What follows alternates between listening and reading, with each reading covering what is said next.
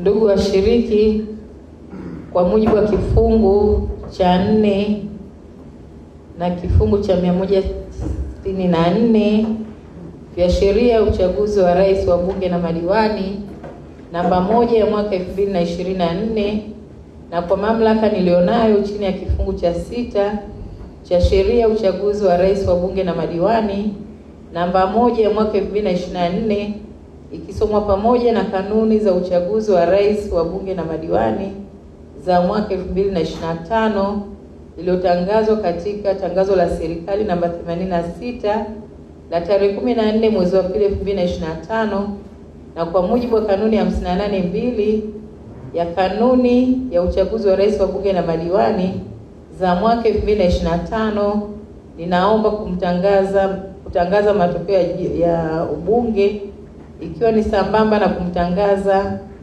mshindi aliyegombea nafasi na kuchaguliwa kuwa mbunge wa jimbo la Isimani kama ifuatavyo. Matokeo haya ninayasoma na kuyatangaza kwa mujibu wa kifungu cha 105(1) cha sheria ya uchaguzi wa rais na madiwani sura ya 345, ikisomwa pamoja na kanuni ya 58(2) kanuni ndogo ya che ya kanuni za uchaguzi wa rais, wa bunge na madiwani ya mwaka 2025 kama ifuatavyo.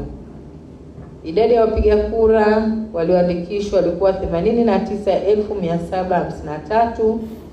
Idadi ya waliopiga kura walikuwa 76,556, sawa na 85.3%.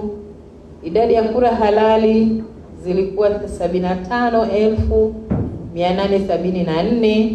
Idadi ya kura zilizokataliwa zilikuwa ni 682.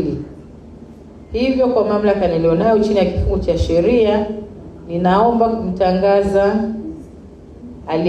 aliyeshinda kiti cha ubunge jimbo la Isimani Bi Emanuela Mtatifikoro Kaganda, ambaye amepata kura 70,905 sawa na 93.5% kuwa mbunge wa jimbo la Isimani kuanzia leo tarehe 2 mwezi wa 6 mwaka 2026.